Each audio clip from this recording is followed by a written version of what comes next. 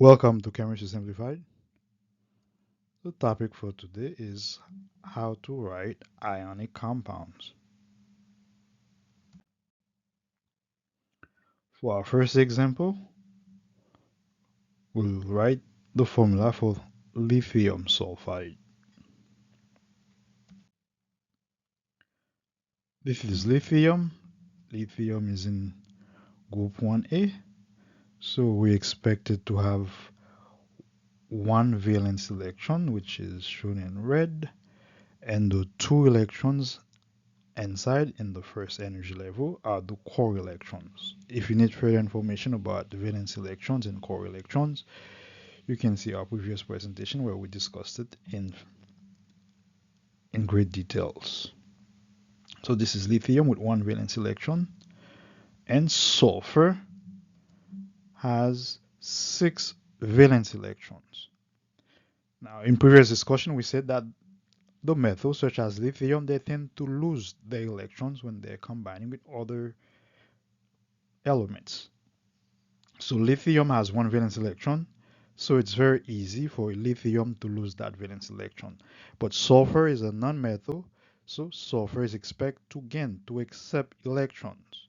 But sulfur wants two electrons to achieve the octet rule, whereas lithium just want to get rid of one electron so that it would assume the electronic configuration of helium. Let's say it again. So lithium wants to get rid of one electron, but sulfur needs two electrons. So we have a dilemma. How do we solve that? So lithium would give its electron to sulfur. So sulfur now has seven electrons, but it still needs one more electron.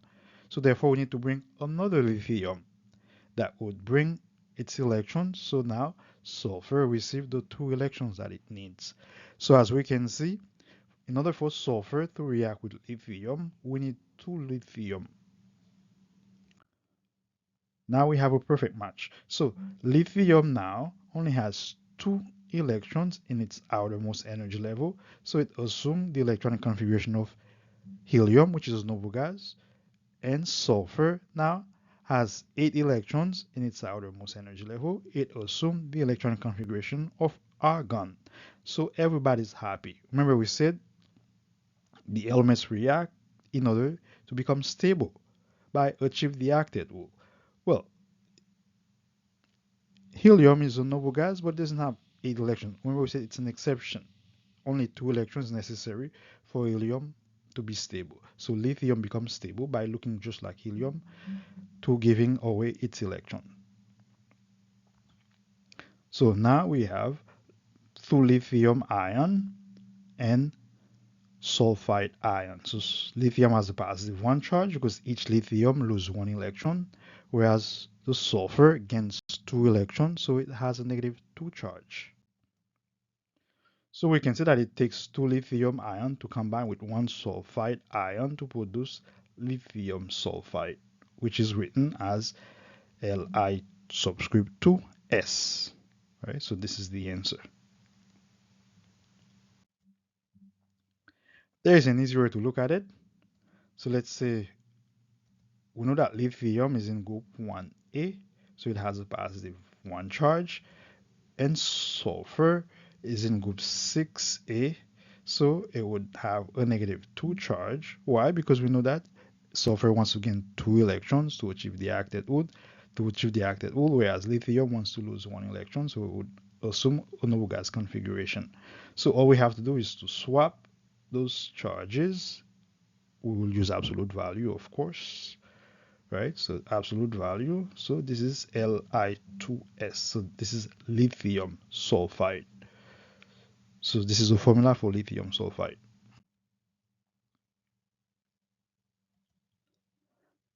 Next example, magnesium chloride.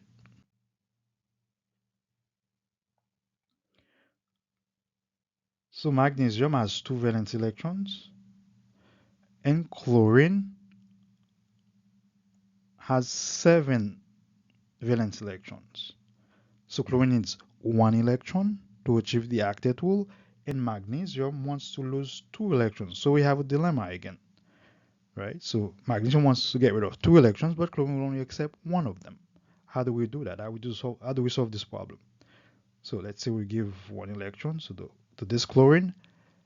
Now we have to bring another chlorine to accept the other electrons because magnesium will not react with chlorine unless it can give away both of the electrons, but the first chlorine can only receive one of them. So we have to bring another chlorine to receive the other one. Now we have a perfect match, right? So magnesium loses both of its electrons and we bring two chlorine. Each one of them will receive one of the electrons.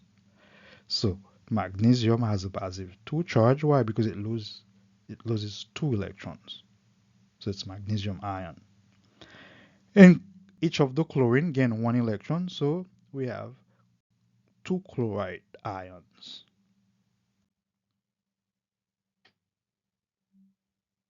So the formula for magnesium chloride is MgCl2 subscript 2. Easy way to look at it, magnesium is in group 2A, would have a positive 2 charge, and chlorine is in group 7A, it would have a negative 1 charge. We covered these in detail in the first lecture about the periodic table. So if you need further information, you could refer to that lecture. And we swap the charges, we bring them down. Absolute value, we have MgCl2, that's magnesium chloride. Last example, magnesium sulfide. Magnesium, we have already seen, has two valence electrons, and sulfur has six valence electrons. Magnesium wants to get rid of two electrons, and sulfur needs two electrons. So this time we have a perfect match. So magnesium can give its two electrons away to, to sulfur, right? This is an ionic bond, transfer of electrons from one atom to another one, which we had discussed in previous lecture.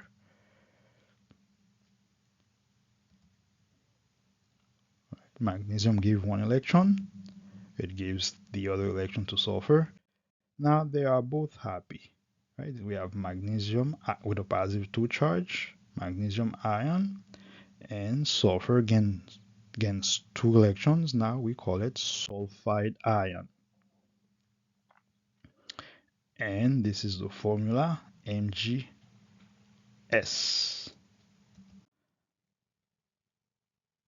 Another way to look at it, magnesium is in group 2A, so we expect it to have a positive 2 charge. Why? Because magnesium is a metal, it would lose two electrons. It's two valence electrons.